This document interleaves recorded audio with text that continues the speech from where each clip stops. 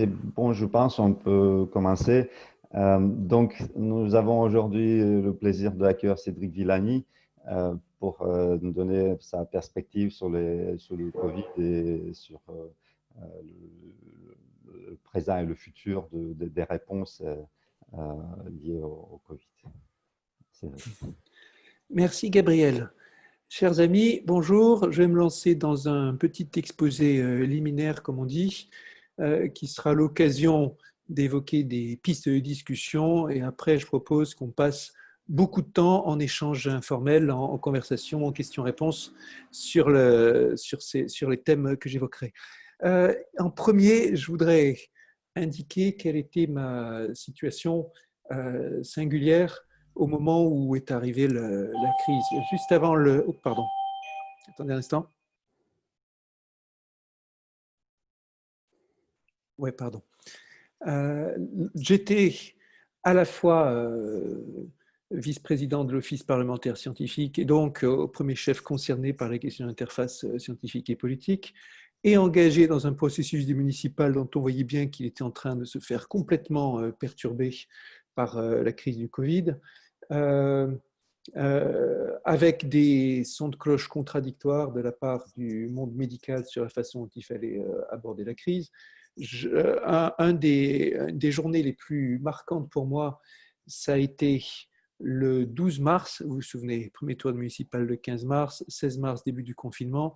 Le 12 mars, j'avais annulé toute une journée de campagne pour passer ma journée à consulter, à téléphoner à tous azimuts à des diverses autorités médicales. J'en étais ressorti très troublé, voyant bien qu'il n'y avait pas de consensus à ce moment-là dans le monde médical, et certains des noms les plus réputés de l'épidémiologie en France m'expliquant que le système français allait bien tenir le choc, se comporterait bien mieux que le système italien, que nous éviterions le confinement et qu'on pouvait l'espérer, qu'on pouvait même le pronostiquer. Et une opinion minoritaire qui disait au contraire que ça allait être un carnage, que l'épidémie viendrait avec tout autant de violence en France qu'en Italie, qu'il fallait dès à présent s'occuper de tout réorganiser, tout prendre en compte, et que la tenue des élections, certes, pour le premier tour s'entendait, mais en aucun cas pour le second tour. Je fais partie de ceux qui ont tenté d'obtenir un report de la date du premier tour des municipales sans succès. Et on voit bien avec le recul, globalement, la France n'a pas démérité face au Covid par rapport à d'autres nations. Tout le monde a connu des problèmes et des erreurs. En revanche, la France est le seul pays à avoir réussi à s'empêtrer d'une façon aussi considérable dans l'organisation des élections municipales, là où d'autres pays ont tout repoussé. La France s'est débrouillée pour avoir un premier tour avant, un second tour après le confinement, avec tous les problèmes démocratiques que ça pose. Ça, c'était la complication dans laquelle je me retrouvais en tant que personnalité politique, également en tant que devant organiser le conseil scientifique au sein de l'Office parlementaire scientifique. Là, nous avons pu très vite réorganiser toute l'activité de l'OPEXT pour se concentrer sur le Covid, et pendant toute la durée du confinement, l'OPEXT a tourné à fond sur tous les thèmes liés au Covid. Cela n'a été possible que parce que j'avais renforcé les capacités de l'OPEXT dans le début de mon mandat de député. Renforcer les capacités de l'OPEXT, ça veut dire recruter 4 scientifiques permanents qui spécialisaient respectivement dans les domaines de biologie, médecine, de physique, de mathématiques et sciences de l'information, et de sciences humaines et sociales. Et avoir ces scientifiques permanents au sein de l'institution nous a permis d'aborder tous les dossiers, d'organiser des dizaines d'auditions, de rédiger les rapports. Pendant le confinement, ça aurait été rigoureusement impossible avec la configuration précédente de l'OPEXT. Ceci pour nous rappeler à quel point les institutions qui lient politique et scientifique en France sont fragiles et pour la plupart inopérationnelles ou peu opérationnelles. On l'a vu d'ailleurs dans le fait que le président, quand il a fallu répondre à la question du Covid, n'a pas activé les réseaux, les organes déjà existants, Académie des sciences ou Conseil stratégique de la recherche, dont on sait à quel point ils ne fonctionnent pas, mais a créé ex nihilo, 2 conseils scientifiques, toujours pas clair pour moi exactement pourquoi il en fallait 2, qui se sont occupés de répondre à l'organisation. Et nous avons ce paradoxe en France où à la fois le besoin de conseils scientifiques est clair et se renforce encore plus avec la crise du Covid, et où dans le même temps, nos organisations, qui sont nos institutions chargées de faire le lien entre scientifiques et politiques, sont pas ou peu opérationnelles. Et matière à réflexion pour la suite. Mon commentaire suivant, ça a été dans la variété des sciences qui se sont impliquées, qui se sont invitées dans le dialogue, dans les discussions sur le Covid. Et ça a été une grande surprise pour moi. À travers Covid, on a parlé épidémie, mais à travers épidémie, on a parlé de toutes sortes de sujets. Des sujets de médecine, des sujets de chimie, des sujets de biologie, des sujets de statistiques. Beaucoup de sujets de statistiques, aussi bien dans les polémiques, dans la façon d'évaluer l'efficacité des tests, dans la façon d'évaluer les progressions de l'épidémie ici et là. Des sujets technologiques, des sujets informatiques jusqu'à une complexité que je n'aurais jamais imaginée, des sujets de sciences humaines et sociales, bien sûr. L'un des faits marquants dans l'épidémie de Covid, ça a été la façon dont notre société a répondu, les niveaux de peur considérables enregistrés face à l'épidémie, et certains jugeront disproportionnés par rapport à la réalité de la menace. La menace était extrêmement forte, mais les taux de mortalité, par exemple, n'étaient et restent pas des taux élevés. La façon aussi dont ça a bouleversé un certain nombre de choses de façon forte, rapport des uns avec les autres, rapport des citoyens face à la politique, avec des taux de défiance enregistrés en France considérables par rapport à d'autres démocraties occidentales, considérablement bas et de façon injustifiée quand on les compare à l'international. Également le rapport à des choses telles que l'intergénérationnel et le rapport à la mort. Toutes sortes de sujets qui ont fait l'objet de notes de l'Office, des notes sur l'épidémiologie, sur les questions liées aux tests, sur les questions liées au traçage, sur les questions sciences humaines et sociales, et beaucoup de notes qui sont aussi en cours. Et Covid a été très impressionnant dans cette façon de faire s'intégrer toutes sortes de thématiques. Une mention toute particulière sur la question de comment on doit aborder les chiffres. C'était très frappant au début du confinement. Tous les jours, l'exposé du professeur Salomon, les chiffres égrenés par la radio, des tas et des tas de chiffres qui grimpaient pays après pays et dans lesquels personne ne s'y retrouvait. Et la question, comment constater, comment représenter les choses. Au tout début, mi-mars, la question, vous vous en souvenez certainement, c'était est-ce que nous avons effectivement une croissance exponentielle? A posteriori, le consensus est là. À cette époque-là, il n'y avait pas encore de consensus. Jusqu'au 12 mars, 13 mars, au niveau des plus hautes autorités médicales du pays, il n'y avait pas de consensus. Et on l'a vu petit à petit, le fait qu'il y avait de très belles exponentielles qui étaient là avec plus ou moins de retard. Comment représenter les choses d'une façon accessible? L'un des articles les plus illuminants que j'ai lu pendant la période du confinement était celui qui expliquait que la meilleure représentation pour suivre l'épidémie, c'était celle dans laquelle on se plaçait non pas avec le temps en abscisse, mais avec le nombre de morts ou le nombre de cas en abscisse, et où on mettait en ordonnée, non pas le nombre total de cas, mais l'incrément, avec une moyenne de quelques jours. En clair, on se place dans une représentation d'équation différentielle et on cherche à regarder Y point en fonction de Y, où Y est soit le nombre de cas, soit le nombre de morts. Et quand on regarde dans cette représentation, on voyait qu'à l'état naturel, tous les pays suivaient la même trajectoire, avec une belle ligne droite si on se plaçait en coordonnées logarithmiques. Et ça remettait un sens d'universalisme remarquable dans un enchevêtrement de données qui sinon étaient extrêmement dures à lire. Et ça permettait aussi de voir très bien quels sont les pays qui arrivaient à échapper à cette fatalité de la courbe exponentielle et à quel moment on voyait bien se détacher sur différents stades de l'épidémie, la Corée du Sud, Taïwan dans un premier temps, enfin Corée du Sud surtout spectaculaire dans son décrochement, Et puis plus tard, la deuxième vague de pays, quand les pays occidentaux, avec le confinement, ont réussi à enrayer la progression exponentielle. Donc cette question de comment représenter, comment donner du sens, qui est fondamentale. Oups, pardon, excusez-moi. Ce sont les conditions dans lesquelles, de bric et de broc, dans lesquelles j'ai dû m'installer aujourd'hui dans des allers-retours entre Paris et circonscription. Et cette façon, comment représenter, comment mettre de l'ordre au cœur du travail du mathématicien qui s'illustrait bien à ce moment-là. La remarque suivante, ça a été celle sur la communication scientifique, le dialogue science-société. On n'a jamais vu autant de sciences dans le débat public que pendant la période pendant la crise du Covid et pendant le confinement. C'est le seul moment dans ma vie où j'ai vu matin, midi, soir des scientifiques invités dans les plateaux télé, dans les plateaux radio. Un moment d'ailleurs où j'ai été invité uniquement, dans certains cas, uniquement en tant que scientifique, ce qui était une première depuis le début de mon engagement en politique.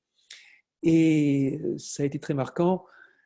C'est pas clair à quel point la confiance dans la science en a été renforcée parce que très vite les polémiques ont pris le dessus de façon extrêmement forte. Polémique sur l'hydroxychloroquine qui a fait des remous jusqu'aux États-Unis, dans toute l'Afrique, partout. Un débat de société dans lequel tout le monde s'est mis à donner son avis sans connaître le fond du dossier, et d'autres polémiques incessantes sur différents points.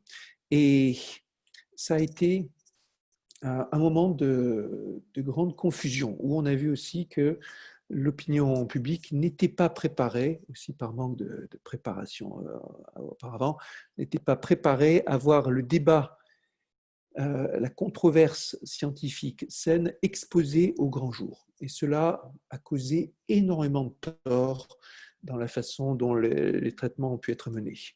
Les évaluations et traitements n'ont pas pu être menés de façon sereine à cause de toute la tension sur l'hydroxychloroquine. Le débat sur les tests, sur la fiabilité des tests sérologiques, la façon dont les régions et l'État se renvoyaient la balle, la façon dont l'Institut Pasteur tentait d'apporter de la rationalité, de la sérénité là-dedans, mais travaillait sous une pression extraordinaire, ça a gêné plutôt que ça n'a servi. Et on a bien vu que la publicité n'est pas forcément bonne quand les choses ne sont pas préparées. Il y a eu d'autres sous-parties débat. Si ça se trouve, si ça vous intéresse, je reviendrai sur une question dans laquelle j'étais impliqué à un autre moment, qui s'appelle Artemisia. Artemisia et paludisme, ça fait partie des dossiers en cours intéressants du point de vue scientifique par rapport au paludisme. Artemisia s'est retrouvée invitée de façon très forte, très médiatique et assez déstabilisante dans le dossier Covid. Remarque suivante.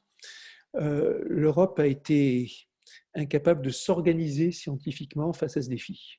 On a vu incapable de s'organiser sur la question des tests et le test Discovery a été complètement déstabilisé et dans sa fonction européenne n'a pas fonctionné du tout. Incapable de s'organiser aussi sur l'un des dossiers les plus médiatisés, les plus compliqués qui soient dans cette affaire, le dossier Stop Covid, sur lequel on reviendra, si vous voulez, dans quelques instants. Une autre remarque que je vais faire, c'est la façon dont, à contrario, on a pu voir émerger des choses passionnantes dans les comparaisons entre pays, dans la façon dont les différentes sciences se répondaient. Une série d'articles que j'ai trouvé extrêmement marquantes et dont j'ai fait la publicité chaque fois que je pouvais, que beaucoup d'entre vous, à coup sûr, ont vu passer, c'est celle de Thomas Pouillot, français installé dans la Silicon Valley, pas particulièrement scientifique, mais se lançant dans une entreprise de vulgarisation et de débat public sur le Covid qui était absolument remarquable. Et la rigueur et la façon dont toutes les comparaisons ont été faites pour apporter des éclairages avec des comparaisons internationales systématiques sur des questions telles que quelle stratégie de confinement adopter, comment impliquer le coefficient de reproduction, le fameux R0 dans le débat public, comment l'utiliser pour donner sens aux politiques publiques, comment comparer les différents ingrédients, sa métaphore du marteau et de la danse sur la stratégie en 2 temps des pays dans un grand effort international, c'est quelque chose que j'ai trouvé remarquable. On a vu Certains pays nous donnaient des leçons remarquables en termes d'efficacité face aux épidémies. Pour moi, le cas le plus remarquable reste la Corée du Sud, aussi bien dans la façon, dans la rigueur avec laquelle l'épidémie a été abordée, que dans le montage politique institutionnel avec lequel ça a été fait. Quelque chose sur quoi on pourra revenir. Un dernier mot sur le dossier polémique et compliqué, Stop Covid, sur lequel j'ai donné mon intervention au Parlement il y a quelques jours. Un dossier dont j'aurais jamais imaginé, quand il a commencé à apparaître, jusque dans quel méandre il nous amènerait. Donc, Stop Covid, vous savez bien, c'est cette application qui tente, à partir de contacts par Bluetooth dans les smartphones, de réaliser automatiquement l'opération de traçage qui est d'habitude confiée aux humains, par lesquelles on reconstitue pour une personne infectée quelles sont les personnes qu'elle a pu contaminer et quelles sont les personnes qu'elle a pu contaminer qu'il faut prévenir pour qu'elles puissent s'isoler. Et Stop Covid, derrière ce débat d'efficacité algorithmique, on a retrouvé des débats considérables sur quel type d'architecture on veut, centralisé, décentralisé, mix des deux. Et derrière la question de l'architecture, des questions politiques, mais aussi des questions scientifiques, et en particulier le choix de la centralisation a été dès le départ un choix scientifique et non politique qui a été suivi par un très petit nombre de pays. Des questions de coordination avec la coordination européenne qui a été incapable de se mettre en place sur ce dossier pour définir un cahier des charges commun, une architecture globale. Des questions de souveraineté avec très tôt le rôle des géants américains, et en l'occurrence Google et Apple, pour proposer leurs outils, voire imposer des solutions, un jeu de bras de fer entre États et GAFA qui a été très impressionnant. Ça a été l'occasion de dizaines d'heures d'audition de la part de l'Office parlementaire scientifique, un certain nombre assuré en particulier par moi en tant que député, par le secrétaire de l'OPEX, des scientifiques français, américains, britanniques, allemands, suisses, avec un jeu de rebondissements complètement inattendus. Un jour, on apprend que l'Allemagne passe de centralisé à décentralisé. Quand on demande à tel responsable d'un grand institut scientifique pourquoi ce changement, et que la réponse que vous obtenez, c'est pure pression politique, je dis bien pure pression politique, vous vous dites, il y a quelque chose de très impressionnant dans le fait que ce sujet, qui devrait être un sujet purement scientifique et technologique, se retrouve au cœur d'enjeux géopolitiques considérables. Des enjeux de souveraineté importants, et la question, est-ce qu'un État souverain peut décider sur une telle application de grande envergure de mettre en place et déterminer sa stratégie, ses choix d'architecture et de les faire développer, ou est-ce qu'elle doit se résoudre à abandonner sa souveraineté au profit d'une multinationale américaine qui décidera elle-même des choix épidémiologiques, des choix technologiques de l'architecture de santé. Donc, et des débats de cryptographie derrière considérables, avec comme toujours ce principe que les grandes contraintes peuvent donner lieu à beaucoup d'innovations. Et quand on a vu combien les contraintes extrêmement fortes imposées par la CNIL, par le Commissaire européen de protection des données, par le Comité consultatif national d'éthique du numérique, par lesquels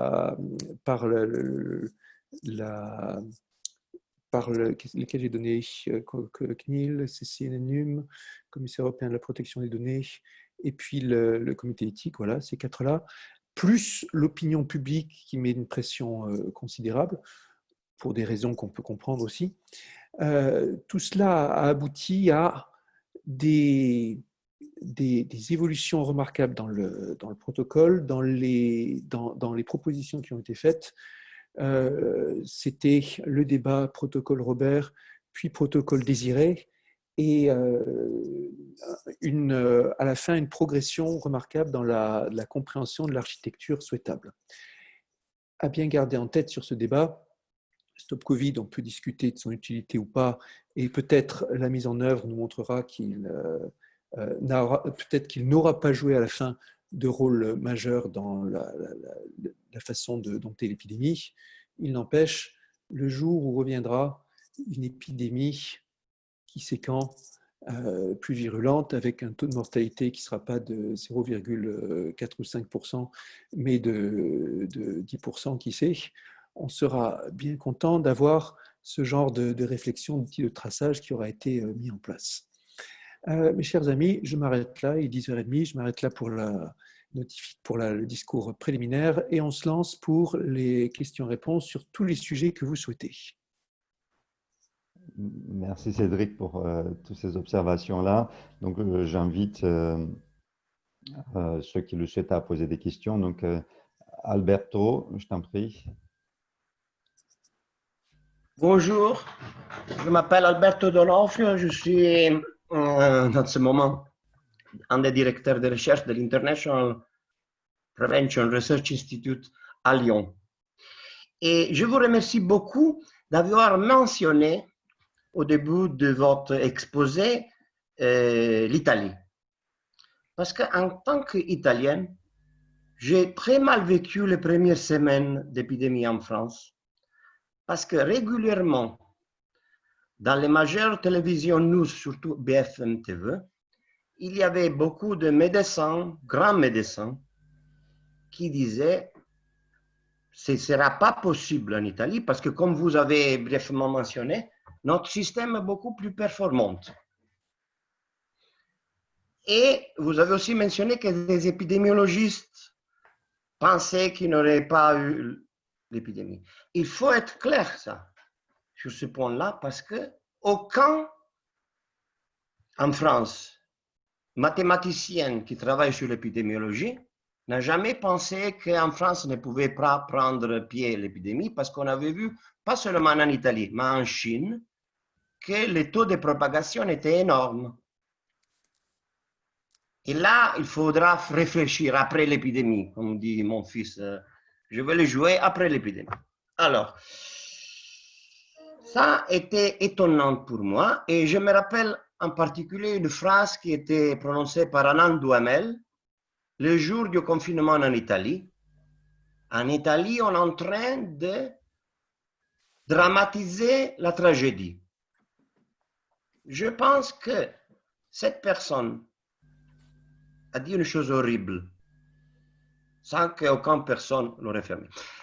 Ça, je sentais à mon devoir de citoyen italien de dire ça. Et je vous remercie beaucoup d'avoir mentionné le fait que les prévisions faites par ces personnes, malheureusement, n'étaient pas vraies parce qu'après quelques jours en France, on a eu une situation similaire. Parce qu'en plus, toutes ces choses dites étaient dites par des personnes qui ne connaissent pas le système de santé italien, qui est très performante, où il y a beaucoup plus de médecins qu'en France, parce que le numerus clausus existe, mais c'est moins strict. Et à noter, en Italie, il n'existe pas le phénomène de déserts médicaux. Et en tant que politicien, j'espère que la leçon de l'épidémie doit faire apprendre à la France que ce n'est pas acceptable qu'un pays très important, avec l'histoire qu'il y a la France et les moyens économiques qu'il y a la France, a des déserts médicaux. En Italie, les déserts médicaux n'existent pas. Et ça a grand sujet. Alors, Alberto, merci. Je vais permettre à Cédric de répondre. Oui, je vais y aller sur... il y a plein de choses à dire. Premièrement, grande claque pour le monde occidental.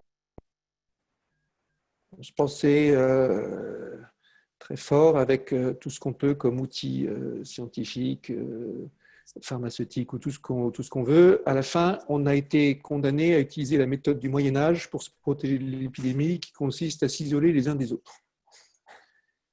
Il y a les quelques pays qui ont évité le confinement, qui ont réussi à vraiment bien gérer ça, sont des pays asiatiques qui avaient déjà été confrontés à des grandes épidémies dans le passé et qui ont agi avec rapidité, efficacité. Je parlais de la Corée du Sud. C'est juste remarquable la façon dont ça a été fait. Et même la façon de dompter par systématique dans l'épidémie à un stade relativement avancé parce qu'ils avaient eu des épisodes de contamination importants à coup de traçage, de tests, d'isolement. Enfin, beaucoup de gens ici ne croyaient pas que ça serait possible. Alors oui, je vois Vietnam, Taïwan. Vietnam et Taïwan l'ont réalisé tous les deux avec une extrême rigueur. Qu'est-ce qu'on va dire? Taïwan est très intéressant parce que c'est aussi un État qui est incontestablement démocratique et qui met un point d'honneur à faire les choses de façon démocratique en contrepoint de la Chine, là où Vietnam est un peu plus autoritaire.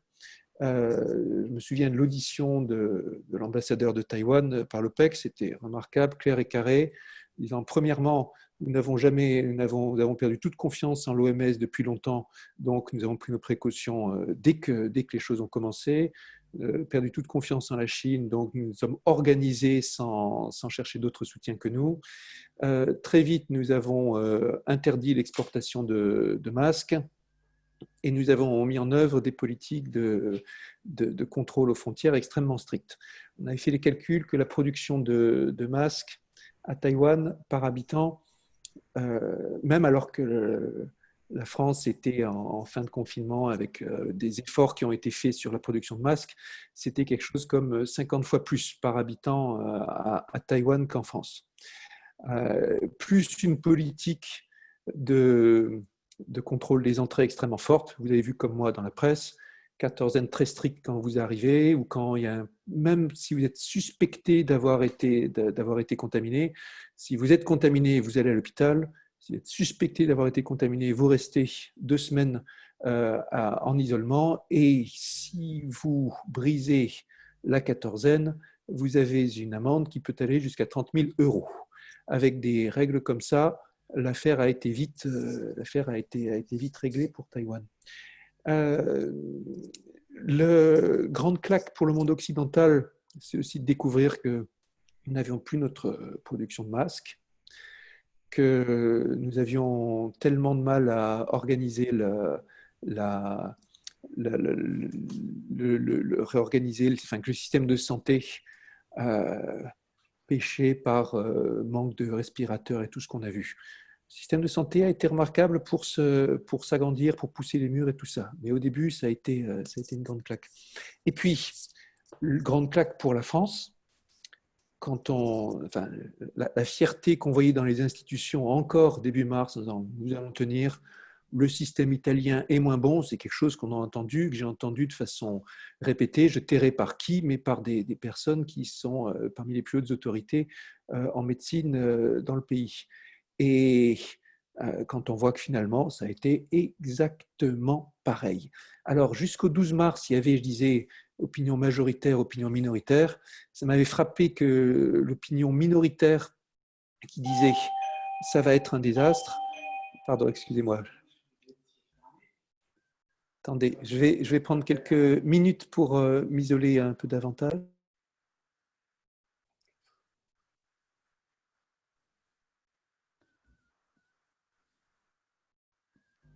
Je vais profiter de ces minutes pour annoncer les prochains. Donc ensuite, il y aura Antoine pour la question, ensuite Jean et Yvon pour les questions que j'ai déjà notées. Voilà, oups, attendez. Eh bien voilà, là c'est très bien. Frugal, mais ça permet de suivre la suite. Alors, et donc je vous disais, ce qui me frappait, c'était que l'opinion minoritaire, les médecins qui disaient oui, il faut prendre ça très au sérieux, vous avez exactement la même chose qu'en Italie, c'était des gens qui étaient sur le front, on va dire, sur le terrain, dans les services de réanimation, disant on voit arriver les cas, c'est bien plus sérieux que ce qu'on avait cru, on est en contact avec nos homologues italiens et ils sont excellents, il ne faut surtout pas prendre ça à la légère et on aurait déjà dû agir, on aurait déjà dû être confiné, etc. Et donc il y avait comme ce débat entre ceux qui étaient sur le terrain occupationnel qui disaient ça va être un raz-de-marée et ceux qui étaient sur une posture plus théorique en disant oui, non, les premières étapes ont été bien traitées, on pense que ça va bien se passer. Il est très clair que le précédent, les précédents du SARS, du MERS, n'ont pas joué en notre faveur. Et tout le monde avait dans les arcanes dirigeantes le souvenir de cet épisode. Vous l'avez tous vu, tout le monde l'a rappelé.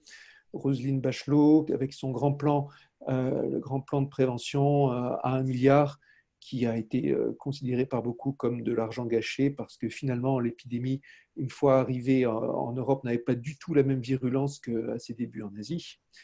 Et également en mémoire d'autres épisodes où les épidémiologies, certaines épidémies sont arrivées avec des prédictions considérables, et à la fin, il y avait très peu de morts. Et donc, cette peur du gâchis d'argent public, cette peur même du procès, a joué. C'est incontestable. Et j'ai pu discuter avec certains parlementaires qui me disaient, je me souviens bien de la commission d'enquête, Bachelot, comme tout le monde avait été dur contre elle, et comme on voit avec le recul que son ministère avait pris les bonnes décisions et que nous n'avions pas su le voir.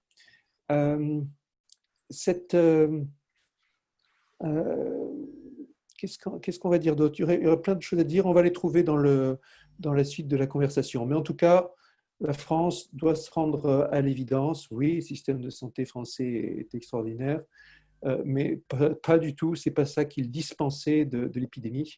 Et c'était pas parce que et la façon dont le système italien était vu avec un peu de condescendance était complètement inapproprié.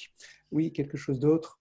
Un collègue directeur de recherche au CNRS me disait combien il avait bataillé avec l'administration du CNRS dans les jours qui précédaient dans les jours qui précédaient le confinement pour faire reporter un concours qui devait se passer en physique. Et disant encore le 13 mars, après le discours d'Emmanuel Macron du 12 mars, mais avant le discours d'Édouard Philippe du 14 mars, le 13 mars, bataillant encore pour dire, écoutez, je m'y connais en épidémiologie, nous sommes face au raz-de-marée, il sera impossible de tenir le concours du CNRS en présence dans 3-4 jours. Il faut absolument reporter.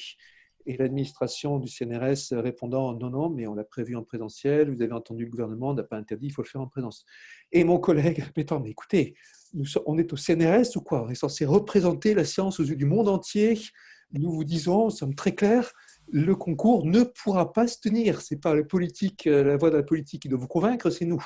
Et l'administration du CNRS, impossible d'entendre raison à l'occasion. Donc là aussi, une leçon d'humilité à avoir peut-être. Et dans cette occasion, comme dans bien d'autres, le rôle de la rigueur administrative qui est à revoir. Vous avez peut-être vu, pour certains d'entre vous, l'étude très complète menée par Davé Lhomme, parue dans Le Monde, sur le devenir de la fameuse réserve de masques française. Et c'est très intéressant de voir d'abord à quel point ça avait été analysé de façon irréprochable par l'Office parlementaire scientifique pour définir une doctrine française de masque qui aujourd'hui n'a pas perdu une miette de sa pertinence. Comment ensuite ça a été pris plus ou moins à cœur et comment ça a été plus ou moins transformé par l'action de différents ministères, par l'action de remembrement administratif, de création de nouveaux organes. Comment à la fin on se retrouve avec un stock de masques qui a disparu. Et en termes de réflexe et d'efficacité de l'administration, c'est un exemple qu'il faudra analyser et réanalyser pour tirer toutes les conséquences après la crise. Merci Cédric. Donc il y a beaucoup de monde qui a des questions. Donc, je vais donner la parole dans l'ordre dans lequel c'est arrivé. Donc s'il vous plaît, posez des questions précises pour que Cédric puisse répondre de manière aussi précise et laisser aussi aux autres l'occasion de poser les questions. Antoine. Donc, Gabriel, tu me dis aussi si tu veux que je réponde à certaines questions qui sont sur le fil de discussion. Je vais leur donner la parole justement de manière alternative avec les questions de lever la main en direct. Donc, Antoine Danchin, merci Cédric de ton exposé. J'aimerais en fait qu'on revienne à la science.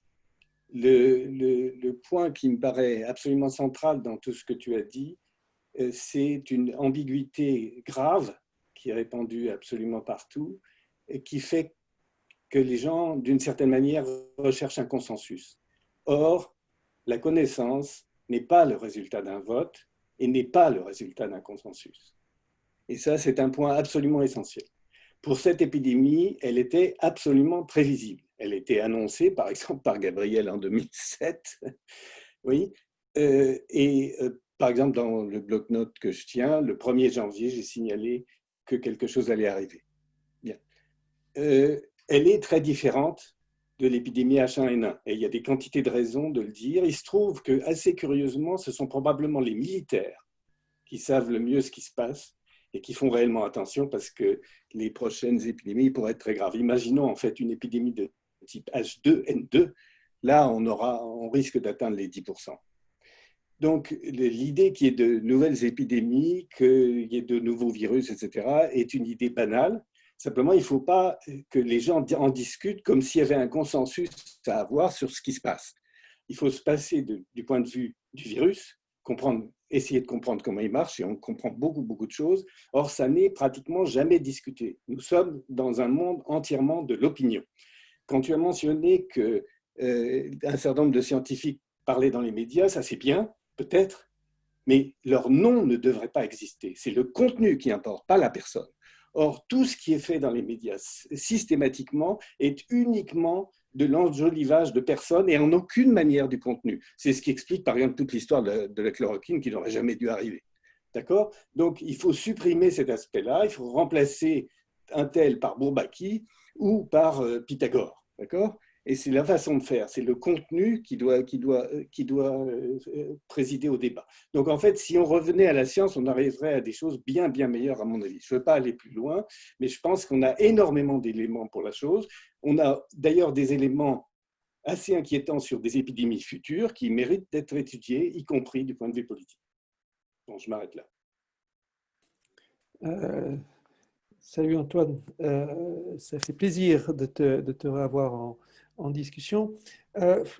On a eu, je crois, avec la question hydroxychloroquine et la personnalisation autour de Raoult, le pire de ce qu'on peut avoir en termes de personnalisation de débat, focalisation et plein de monde, énormément de monde qui a pris parti pour Raoult contre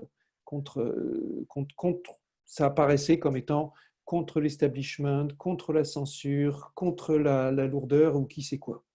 Y compris, vous avez vu comment le président Trump s'est emparé de l'affaire d'hydroxychloroquine.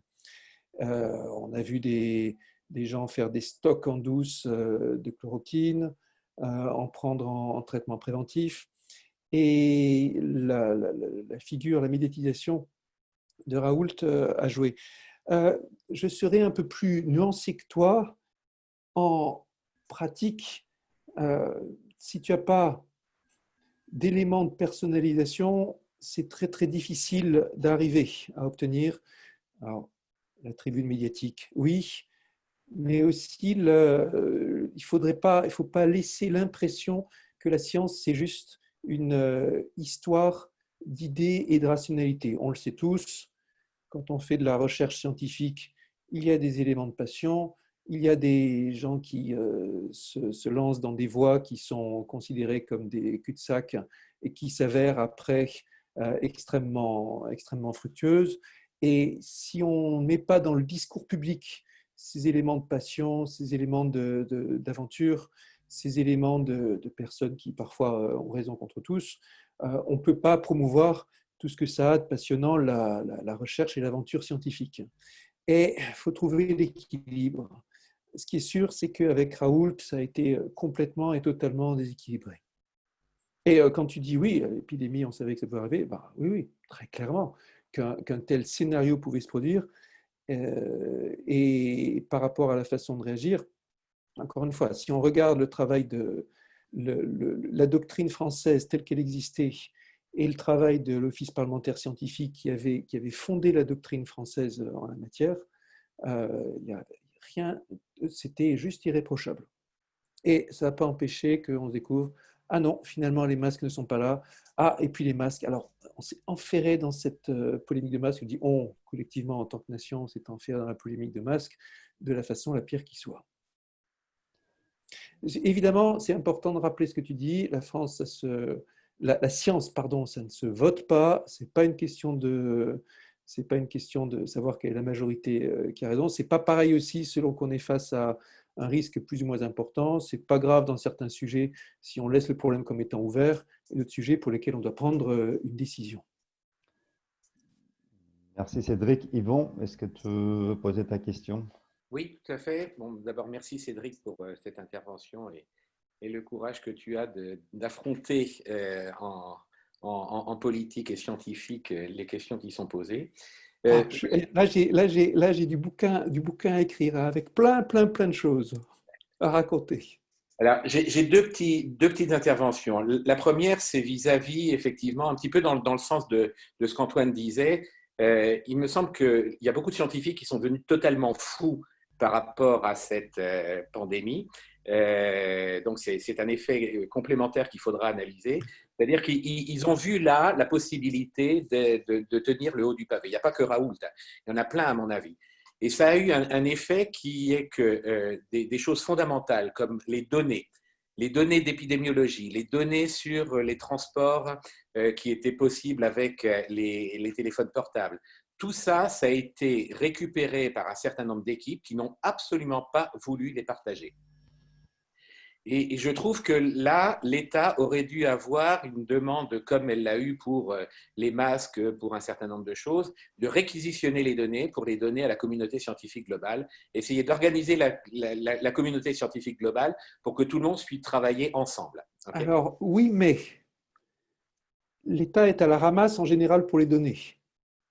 Et ça a été pendant tout le début du confinement, on l'a vu, et on le voyait aussi dans le groupe de travail santé IA à l'Académie de médecine, les données n'étaient pas là pour la bonne raison qu'elles ne remontaient pas assez vite. Les données dans le système médical, hein, toutes les bases de données avec des noms barbares ou les concaténations de bases de données, PMSI, SNDS, SNIRAM et compagnie, c'est consolidé sur une échelle qui est plutôt de l'ordre du trimestre ou du semestre que de l'ordre de la semaine. Et on a vu que les entrepôts de données ont été plus réactifs, comme celui de la PHP, mais globalement, les systèmes consolidés à échelle nationale nous ont rappelé qu'ils étaient extrêmement lents, bien trop lents pour être utiles en réaction rapide. Il y a un autre nombre de données, c'est-à-dire les données orange. Elles ont été mises sous le boisseau pour certaines équipes à l'INSERM. Les données de transport en train, en autoroute, tout ça, c'était très difficile à obtenir. J'ai réussi à obtenir les données de SNCF en signant un papier avec mon sang, disant que un pacte avec ton sang, oui. Ah oui, pratiquement, disant que je n'allais pas les divulguer, que j'allais bien les garder pour moi avec une utilisation bien ponctuelle. Impossible d'avoir les données d'autoroute, même si j'ai essayé d'aller assez haut. Et les données SNCF, je les ai eues un mois après. Donc, à mon avis, il y a un effort de réquisition de données qui aurait pu être fait et qui devrait être fait pour une prochaine fois. Le deuxième point, c'est vis-à-vis de Stop Covid. Tu dis que la Corée s'est très bien débrouillée. Oui, en effet. Mais néanmoins, quand on regarde le rapport qu'a écrit François Amblard. Amblard, oui, très beau rapport. Voilà. Donc, il signale que quand le flag est mis en l'air, c'est-à-dire qu'un individu positif est testé, il est pris en charge par un epidemiology officer, personnel non médical recruté pour son expérience, entraîné à la conduite d'enquête. Ce fonctionnaire devient alors le référent unique qui se charge du patient pour l'ensemble des opérations d'enquête et de surveillance. Son premier rôle est de recueillir le consentement initial de l'individu concerné, ce qui relève plus de la pédagogie ou de la politesse, car le refus est puni par la loi. Voilà, donc quand je vois ça, je me dis oui, effectivement, la Corée s'est bien débrouillée. J'imagine mal en France qu'un refus d'utiliser Stop Covid et un refus derrière de se faire tester puisse être puni par la loi. Et donc l'efficacité du système, qui repose effectivement sur une adhésion de la population, à mon avis, est difficile à obtenir en France. Et s'il n'y a pas cette adhésion, comme l'effet d'adhésion est pris au carré, je crains que Stop Covid ne marche pas beaucoup. Alors, attention, le succès de la Corée ne repose pas sur Stop Covid.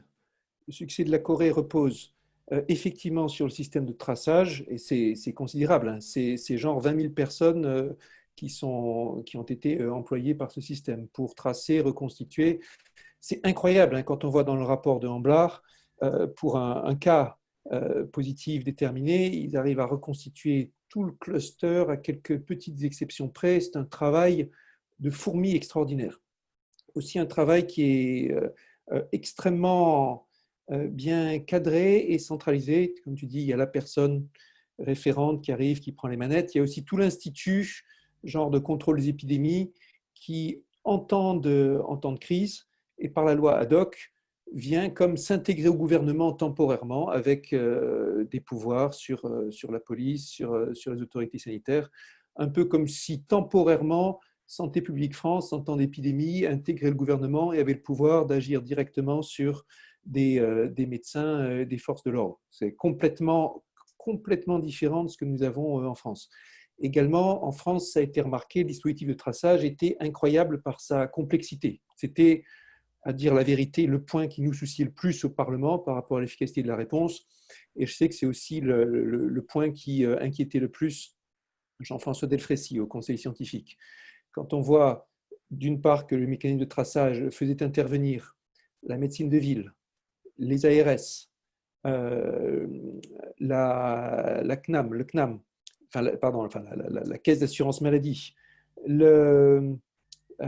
Santé publique France, plus les mairies, plus les préfets, tout ça devant se coordonner avec une première étape de traçage, une deuxième étape de traçage et éventuellement une troisième étape de traçage.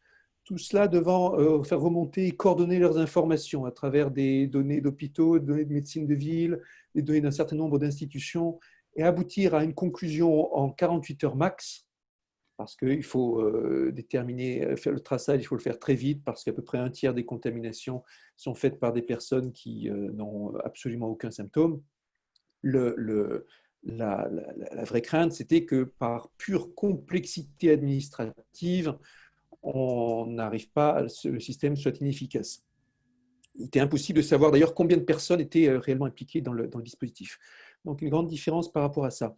Maintenant, pour Stop Covid, le système coréen n'utilisait pas Stop Covid en tant que tel. En revanche, il reposait sur le consentement de la population, et la population acceptant le fait que les données personnelles peuvent être utilisées pour ce bien de santé publique, et en laissant accès aux enquêteurs à quelle trajectoire, où est-ce qu'on est allé, en laissant accès à la géolocalisation pour le coup.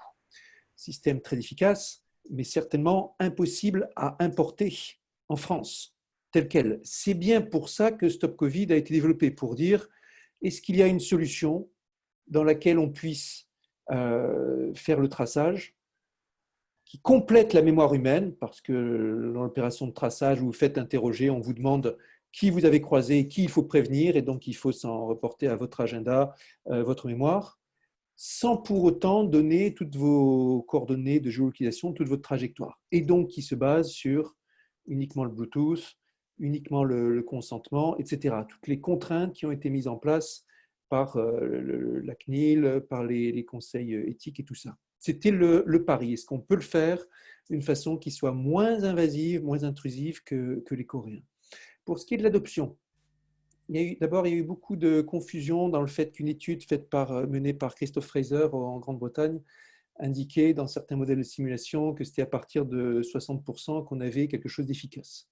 Le 60% dans cette étude, il est considéré comme quand on essaye d'utiliser Stop Covid pour remplacer l'opération humaine. Évidemment, s'il vient s'ajouter à l'opération humaine, même un taux d'adhésion de 10% vient augmenter l'efficacité. Vous allez me dire augmenter de combien? S'il s'agit que de réduire de 1/10 de point la valeur du R0 et que ça soit le faire passer de 1,9 à 1,8, ça compte le 1/10. Et même un taux d'adhésion relativement modeste peut compter. Sur l'île Dwight, où il y a eu des expérimentations, le taux d'adoption qui était constaté était de l'ordre de 40%, ce qui est important, plus important que ce qui était prévu, plus important même que l'adoption de la première application Trace Together à Singapour.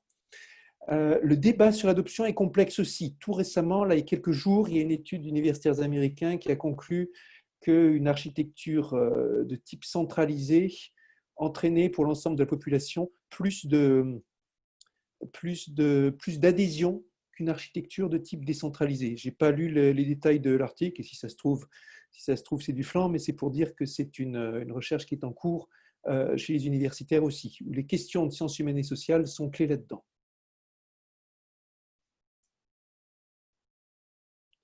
Parmi les personnes les plus intéressantes à interroger là-dedans, il y avait Christoph Fraser en Grande-Bretagne. Il y a aussi Thomas Wiegand en Allemagne. Wiegand, c'est lui qui a le premier eu cette idée qu'on pourrait le faire à l'européenne avec du Bluetooth, qui a laissé le Fraunhofer commencer par développer l'idée.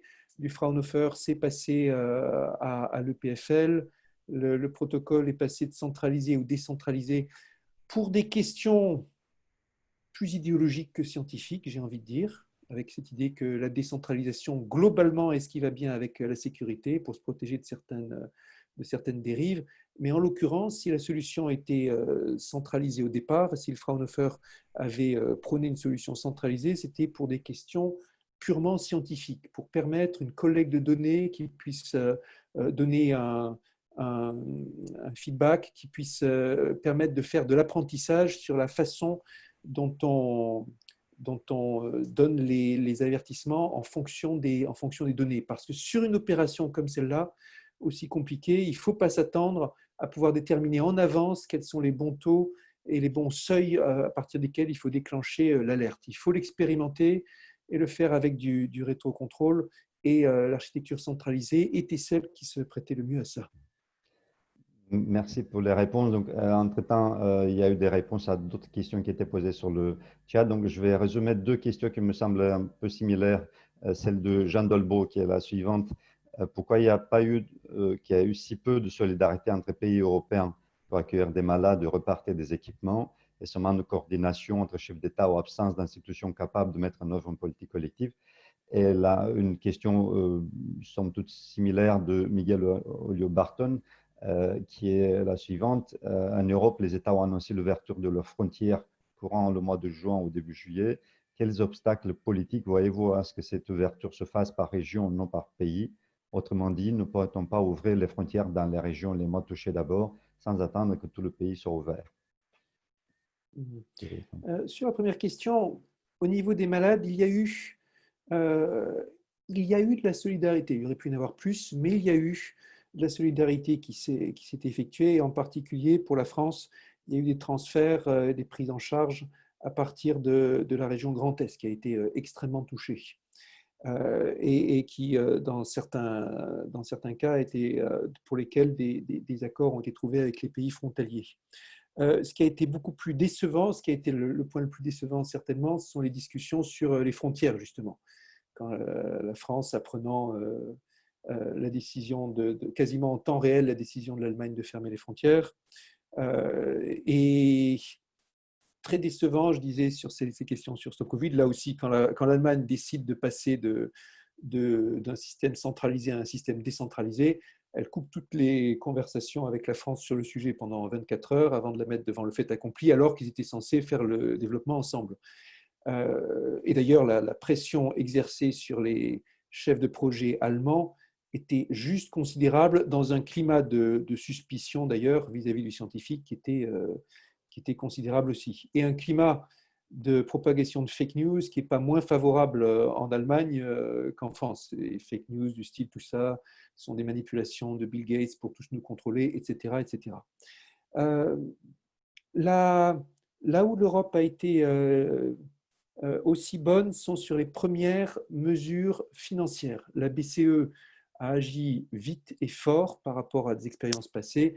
Et là où, en 2008, il avait fallu des mois et des mois pour assouplir les règles en réponse à la crise financière, le travail a été fait à l'échelle de quelques jours, cette fois-ci, au niveau de l'Union européenne.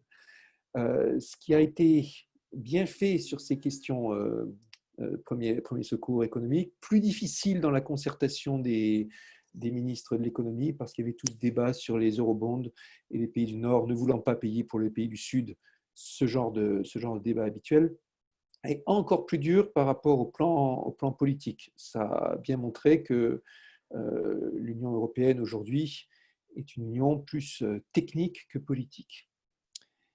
Et nous avons de gros progrès à faire là-dessus. Un obstacle à ce que ça se fasse région par région, non, je n'en vois guère. On a vu qu'en Allemagne, ça a été fait land par land, que chaque land avait des marges de manœuvre dans sa stratégie de déconfinement. On a vu aux États-Unis que les États démocrates et les États républicains ne déconfinent pas par ailleurs, pas pareil, qu'il y a une confusion considérable entre le niveau fédéral et le niveau des États. Enfin bref, cette crise a montré toutes sortes de variantes dans les différents millefeuilles territoriaux d'un pays à l'autre. Et la question, c'est juste une question de quel discours politique est tenu par rapport à cela. Il faudra prendre un peu le temps avant d'évaluer si effectivement centralisation ou décentralisation des systèmes de santé, qu'est-ce qui a le mieux fonctionné. On a eu le débat à un moment en disant l'Allemagne, avec ses lenders, résiste mieux à l'épidémie que la crise avec son système centralisé. Ce n'est pas clair et c'est à voir. La Corée, que je décrivais tout à l'heure, c'est un système extrêmement centralisé, ça a très bien réussi. Il faudra évaluer froidement le moment venu. Et sur la comparaison entre France et Allemagne, il faut aussi juste rappeler que l'Allemagne a été juste moins touchée et qu'il y a des questions du fait que la France, avec son rôle de pays carrefour, a été très touchée très tôt. Des questions aussi liées à juste la contingence, certains événements qui ont eu lieu ou pas, certains événements en France qui ont participé à la propagation de l'épidémie de façon très forte et la comparaison est fort difficile. Pour ce qui est du calcul des pays, là, vert-rouge, j'avais eu la discussion avec Jean Dolbeau qui me demandait de récupérer la façon dont les indicateurs étaient calculés et qui le faisait. Je suis allé à la pêche aux nouvelles et je lui ai retransmis les infos. C'était 3 sous-divisions différentes dans le millefeuille organisationnel gouvernemental des différents ministères. Construction très compliquée. À la fin, avec ce qui dominait là-dedans, c'était la disponibilité des lits de réanimation à l'échelle régionale. Et c'est normal parce qu'à la fin des fins, c'est le facteur clé qui a déterminé toute la politique de confinement. Comment faire pour préserver coûte que coûte, pour éviter coûte que coûte la saturation du système de santé. Et préserver la notion de solidarité qui fait que quiconque puisse avoir une chance de passer par un système de réanimation. Et à la fin des fins, c'était l'indicateur clé, de façon tout à fait légitime, dans la mise en place du déconfinement. Merci. Je ne sais pas où on en a encore une dizaine de minutes ou faut-il… Alors, je crois que c'est bon pour moi, en fait. Jusqu'à 11h30, c'est bon. D'accord. Donc, je vais peut-être donner la parole à Pierre-Alexandre Bliman, s'il veut poser sa question. Oui, bonjour, bonjour Cédric, bonjour à tous. J'aurais 2 petites remarques et puis une question. 2 remarques sur ce que tu as dit. Tout d'abord, l'expérience très impressionnante du point de vue de la connaissance de cet immense événement français et mondial. C'est absolument incroyable, en particulier, je pense, du point de vue des mathématiques, où on avait initialement des modèles plutôt simples et des données, et tout semblait plié en quelque sorte, et puis non, c'est beaucoup plus compliqué que ça, et c'est très intéressant, je pense, du point de vue de la connaissance, de ce que c'est, et du processus de la connaissance et de la recherche. L'autre remarque que je voulais faire, c'était aussi ce que tu as dit sur la façon dont la science a infusé de façon très rapide dans la société, avec aussi des travers et des côtés négatifs. Mais je n'ai pas de doute que dans beaucoup de pays du monde, le prochain terme qui va rentrer dans les dictionnaires, c'est R0. Celui de l'académie, et là, j'ai aucun doute là-dessus. Bon, mais ma question est un petit peu différente. C'est, bon, tu as parlé du millefeuille de l'organisation gouvernementale. Il y a un autre millefeuille qui nous est cher, c'est celui de l'enseignement supérieur et de la recherche. On a vu très rapidement l'ANR lancer un appel avec un peu d'argent et des délais extrêmement courts, et puis des financements avant même la fin du processus d'évaluation. Et puis les organismes de recherche ont aussi commencé à faire ça, les universités ont aussi commencé à faire ça. Bon, c'est très bien de réagir dans l'urgence. Est-ce qu'il n'y a pas quelque chose à penser sur la réactivité immédiate, mais aussi la capacité de voir plus à long terme de la recherche en France et de son organisation et de son financement? Bon, voilà, une question très ouverte pour laquelle je pense qu'on peut peut-être, toi peut-être surtout, donner des pistes même provisoires. Voilà, quelles leçons, même provisoires? Premièrement, je vais revenir sur ce que tu dis sur maths, épidémiologie et tout ça. Point de vue scientifique, très intéressant de voir un tel focus sur l'épidémiologie.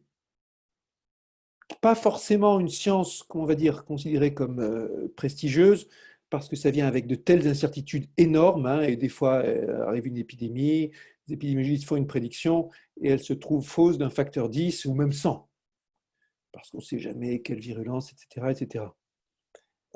Et pourtant, c'est très impressionnant. Je disais tout à l'heure, quand on regarde les courbes d'évolution dans les différents pays, en particulier dans la représentation que je disais, Y' en fonction de Y, je reste stupéfait de voir à quel point c'est le même profil, et même dans des pays différents, alors qu'on se dit, selon la répartition de l'habitat dans les pays, selon les règles sociales, selon les conventions familiales, on devrait pouvoir s'attendre à ce que ça varie de façon plus ou moins importante d'un pays à l'autre. Mais non, le R0, c'est R0 et c'est le même un peu partout. C'est très impressionnant. Et donc, c'est derrière des vrais phénomènes universels, une façon. Et où il y a encore beaucoup de recherches, comme on a vu. Premier commentaire, on a vu quand les modèles sont arrivés, les modèles sur lesquels se basent les gens du conseil scientifique, ce n'est pas des modèles à 3 compartiments ou 4 comme SIR ou SEIR, c'est des modèles à 12, 13 compartiments dans lesquels il y a toutes sortes de cases. Et puis en plus, comme c'est des modèles à population stratifiée, derrière, il y a des dizaines et des dizaines de sous-populations, des dizaines de paramètres à fixer de façon plus ou moins arbitraire. C'est complexe et délicat. Quelque chose qui a été stupéfiant pour moi, ça a été de réaliser la complexité de l'opération de sondage sérologique. Je ne sais pas si Jocelyn Garnier était avec nous, mais en tout cas, Jocelyn avait fait circuler ses propositions dans lesquelles il disait, voilà, faisons un sondage dans la population selon tel et tel processus. Il a fait circuler ça au tout début du confinement, mi-mars. Et l'opération, elle semble toute simple, hein. Vous prenez un échantillon représentatif de la population et pour chacun, vous les testez pour déterminer si la sérologie est positive ou négative. Et vous en définissez quel est le pourcentage de la population qui a été immunisée, disons. Il y a eu un moment pendant le confinement où presque chaque jour, quelqu'un déclarait à la télé ou dans les journaux, mais il faut absolument un sondage de la prévalence pour savoir comment c'est tout. Et le projet de Jocelyn correspondait exactement à ça. Le projet de Jocelyn a traîné un certain temps sans que personne ne s'en empare. C'est Carlos Moreno, à la fois scientifique et très engagé dans les affaires politiques, dans les équipes d'Anne Hidalgo, qui s'en est emparé. J'ai été moi-même inclus dans le dispositif, qui a recensé, qui a aggloméré un certain nombre d'acteurs, pas mal d'acteurs et d'institutions, qui était piloté par la ville de Paris et dans lequel il s'agissait très précisément de faire une opération de sondage sérologique. Ça semble tout simple. Vous piochez un échantillon représentatif dans la population parisienne.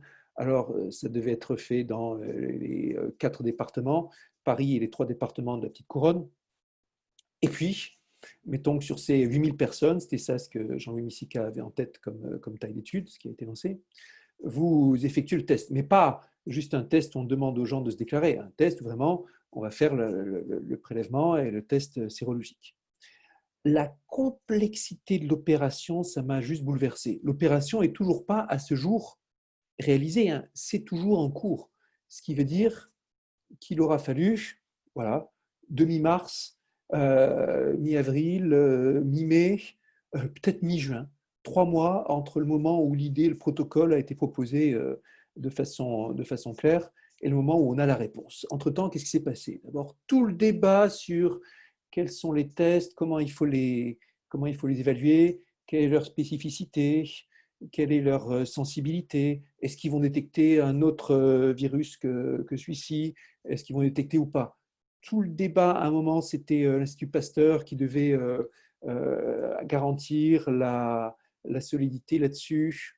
Et c'était le cabinet d'Olivier Véran qui m'avait recommandé de faire appel au CNR, au Centre national de référence de l'Institut Pasteur, pour s'occuper de ça. Et puis, finalement, après quelques semaines, l'Institut Pasteur a constaté qu'il n'avait pas les moyens de s'impliquer dans cette aventure qui était aussi compliquée. Et donc, a dû se dégager de l'affaire. Il a fallu se rabattre sur la PHP. Donc, tout un très gros débat sur quel test utiliser. Très gros débat sur comment réaliser les tests. Il a fallu faire impliquer la Fédération des laboratoires d'Île-de-France. Il y avait le problème que la Seine-Saint-Denis était moins couverte que les autres départements, etc., etc. Mais tout le débat sur comment on détermine l'échantillon représentatif. Est-ce qu'on va demander des numéros de téléphone aléatoires à Orange, une partie de fixe et une plus grande partie de téléphone portable? Ah non, parce qu'Orange n'a pas le droit de nous fournir des numéros de téléphone d'Île-de-France. Il a le droit de nous fournir des numéros de téléphone nationaux au hasard. Et il faut alors les appeler pour déterminer si ce sont des personnes qui sont dans la petite couronne ou pas. Il y avait tout un protocole. Le coût aurait été prohibitif si on s'était adressé, à la base téléphonique finalement. On a envisagé d'autres hypothèses. Est-ce qu'il faut le faire à partir de registre de l'assurance maladie? Est-ce qu'il faut le faire à partir des adresses postales? Est-ce qu'il faut le faire à partir des annuaires téléphoniques? Blablabla. Rien que ça a pris plusieurs semaines à démêler. Techniquement, le dossier, comité d'éthique, la façon d'avoir des référents. Jocelyn me disait qu'il en devenait juste fou l'indigestion de remplir et re-remplir toutes les fiches techniques et tous les rapports. Il y a là un vrai sujet.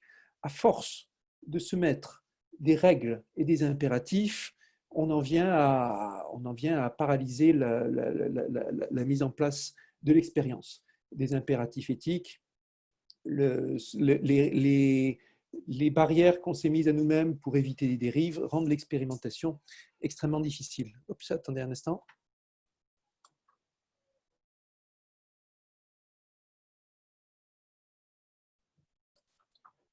Oui, donc très grande complexité, manque de réactivité de cela, et c'est quelque chose qu'il faut anticiper. Remarque suivante sur les sciences sont en dialogue et parfois en arbitrage. Et ça a été spectaculaire sur Stop Covid. Stop Covid, pour caricaturer, vous aviez des épidémiologistes parmi les plus réputés de France, des gens comme Pierre-Yves Boel, Victoria Colizza, Simon Cauchemez, disant « Nous avons besoin de compléter le dispositif humain par un dispositif électronique et c'est pourquoi nous disons « Stop Covid, il nous le faut ». Et de l'autre côté, des spécialistes de sécurité informatique disant « Stop Covid est une erreur dramatique, ça va entraîner plein de piratage, cybersécurité, un document, voilà ce qui va vous arriver et tout, il ne le faut pas ». À front renversé, les épidémiologistes ne sont pas spécialistes d'informatique, ils disent « Il faut outil informatique » et les informaticiens qui vous disent « Surtout ne faites pas ça ». Et des montagnes d'arguments. J'ai passé littéralement des dizaines d'heures à analyser, à regarder les arguments, discuter avec les uns, discuter avec les autres. À la fin, c'est une évaluation de risque avec une partie éthique, une partie de questionnement sur les valeurs et une partie de questionnement par rapport à la société. Et où je me suis convaincu que sans hésiter, il fallait prendre le risque, d'une part parce que, certes, il y avait une grande incertitude sur la question du déconfinement, mais participer ne serait-ce qu'un peu à faire baisser le R0, c'était un enjeu qui se chiffrait pour la société de façon gigantesque, alors que tout l'enjeu cumulé des piratages ou de la possible décrédibilisation du gouvernement sur cette application de façon temporaire, ils n'atteignaient jamais des montants pareils, que ce soit en termes financiers ou en termes humains. Mais intéressant derrière, c'est l'arbitrage. Vous êtes politique, vous avez deux communautés scientifiques qui vous donnent des sons de cloche différents sur un même projet, comment vous faites ? Soit vous avez en place déjà un organisme scientifique qui est habitué à ça, un Chief Science Advisor ou qui sait quoi, qui sait faire la part des choses et qui est habitué à cela, soit vous ne l'avez pas et là vous êtes paumé. En l'occurrence, la priorité devait être accordée aux épidémiologistes sur les informaticiens. Pour la raison qu'à la fin des fins, c'est une question de capacité hospitalière qui a déterminé toute la stratégie, le nombre de lits, le nombre de cas. Le nombre de cas, seuls les épidémiologistes peuvent vous faire une prédiction là-dessus, et donc c'est à eux d'avoir le dernier mot parmi les scientifiques, avant que le politique intègre les critères scientifiques, politiques et tout ça. Le R0, oui, c'est devenu une superstar. Et d'ailleurs, par abus de langage, puisque ce qu'on appelle le R0 communément partout, c'est en fait le R effectif. R0, c'est celui dans lequel vous ne faites pas de mesures. R effectif, c'est quand vous êtes en présence des mesures. Et c'est à coup sûr la première fois que je vois une constante, enfin un coefficient en mathématiques, un paramètre mathématique, s'inviter dans les dialogues des scientifiques. Vous avez vu passer peut-être à un moment les explications d'Angela Merkel, excellente pédagogue là-dessus, et qui expliquait bien si le coefficient est à 1,1, si le coefficient est à 1,3, nos hôpitaux seront saturés à telle date, s'il est à 1,2 à telle date, s'il est à 1,1 à telle date. Et montrant bien comment le paramètre mathématique, qui a l'air abstrait, influe sur toute la stratégie nationale. Vous avez vu que ce coefficient il s'est réinvité dans les discours d'Olivier Véran et du Premier ministre. C'est assez spectaculaire, je trouve, de voir que ce coefficient s'est retrouvé dans la parole publique au plus haut niveau. Et en même temps, un coefficient avec un rôle politique, un rôle d'explication extrêmement intéressant. Il vous permet de quantifier les choses. Ce n'est pas juste « nous sommes sauvés ou pas », c'est « notre R0, il est à tel ou tel moment ». Il y avait un aspect participatif. Hein. En France, que ce soit le groupe de Samuel Anison ou en Suisse, le PFL, ils ont mis en place des outils pour évaluer le R0. Alors, je vois Antoine qui dit R0 n'a pas vraiment de sens. Si on a 5000 virus différents, certains vraiment très différents. Ah, mais disons, à un moment, on se met d'accord sur ce qu'on considère comme étant le cas de contamination, et on sait qu'il y a tout un bazar statistique quand on n'est pas sûr, quand il y a suspicion, quand c'est comorbidité, etc. Mais on se met d'accord au sein d'un pays sur ce qu'on prend comme définition, et on regarde comment l'épidémie évolue. D'ailleurs, c'est quelque chose qui m'avait tellement troublé, qui m'avait vraiment troublé dans les statistiques au début, et sur quoi j'avais consulté les épidémiologistes. Quand vous regardiez les courbes, l'évolution des courbes dans différents pays, vous voyez les mêmes coefficients, les mêmes évolutions. Vous regardiez pour le nombre de cas, vous regardiez pour la mortalité, et vous trouviez les mêmes coefficients, les mêmes courbes, alors que la définition de la mortalité n'était pas la même d'un pays à l'autre. Je veux dire, ce qui était considéré comme mortalité liée au Covid n'était pas la même chose qui était considéré comme morbidité liée au Covid dans un autre pays, à cause de comment on recense les choses dans les EHPAD et tout ça. Et le nombre de cas aussi, alors que ce n'était pas la même définition d'un pays à l'autre. Et en tout cas, ce que Simon Kochmes proposait comme explication, c'était le fait que oui, il y a des variations d'un pays à l'autre, mais ces variations sur le recensement ne changent pas le fait qu'il y a une certaine dynamique, même quand on fait la part de cette évaluation, bon, peut-être le chiffre, le nombre qu'on va recenser va être inférieur, mais la dynamique, elle, restera la même. Et le coefficient R0, il s'avère être le même à la fin d'un pays à un autre, même si la définition n'est pas la même. Peut-être que les nombres absolus ne sont pas les mêmes, mais la dynamique reste la même. Et aussi, si on regarde la façon dont Thomas Priou a utilisé le R0 pour donner un sens à la stratégie en 2 temps pour l'épidémie, je trouvais ça très, très illuminant, quelque chose qu'on pouvait parler. Vous dites, dans un premier temps, on met un grand coup de marteau, c'est le confinement, c'est une méthode brutale, terrible, pas en finesse, qui fait baisser le coefficient R0 autant qu'on peut, et si on le fait baisser à 0,1, c'est très bien, pour qu'il y ait le moins de cas possible, pour donner de la respiration, du temps d'action, pour se permettre de se préparer. Et dans un deuxième cas, on ouvre le capot, la barrière, et on regarde comment on peut vivre en s'accommodant du virus. Et là, il faut au contraire avoir un coefficient R0 aussi près que possible de 1. 0,9, c'est bien. et par essai-erreur. Si on voit qu'on est un peu au-dessus, on remet une contrainte supplémentaire, etc. pour trouver l'ensemble des contraintes, un dosage de masque, de traçage, de ceci, de cela, qui permet d'éviter que l'épidémie reprenne, mais qui nous mette aussi près que possible de 1, ce qui veut dire aussi peu de contraintes que possible. Donc là, je trouve ça assez remarquable du point de vue du rapport entre science et politique, le cas où un paramètre scientifique vous permet de donner un sens à l'action politique. Ah oui, alors je n'ai pas répondu à la question finalement qui était posée, j'ai fait que des commentaires.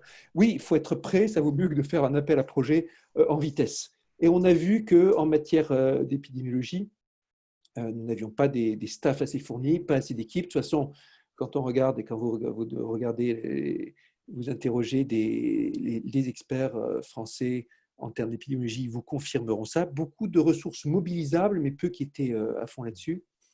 L'équipe de Sylvie van der Werf à l'Institut Pasteur, c'est une toute petite équipe avec des gens qui ont été triés sur le volet, longuement formés. D'ailleurs, quand il leur a été proposé de s'accroître avec plein de moyens, ils ont dit « désolé, ça nous apporterait plus d'instabilité qu'autre chose. On a besoin de travailler avec des personnes qui s'y connaissent extrêmement bien. » En Allemagne, comment il s'appelle, Drosten, qui est devenu une superstar et la voix de la science face à l'épidémie en Allemagne avec des podcasts réguliers. C'était un épidémiologiste très, très réputé, mais c'était le expert international allemand sur le sujet, donc un très, très petit effectif. Et une des leçons pour l'avenir, c'est qu'il faut investir davantage, avoir bien plus de moyens scientifiques à l'œuvre mobilisés sur l'épidémiologie, pas attendre que l'épidémie revienne, de la même façon qu'il nous faut notre stock de masques, etc. etc. Merci pour la réponse. Peut-être on va fermer avec une réponse qui est intervenue, une question qui est intervenue plusieurs fois. Donc, la question est la suivante. Comment appréhender l'impact de l'épidémie Covid sur l'économie française? Oh, là, on est en terra incognita, my friends. On voit l'impact sanitaire, on l'a vu, on l'appréhende, on peut le recadrer.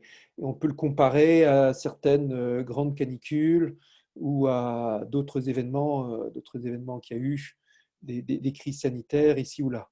Mais la crise économique, personne ne peut anticiper le truc. C'est du simplement jamais vu. C'est l'événement économique le plus violent depuis la Seconde Guerre mondiale, sans le moindre doute.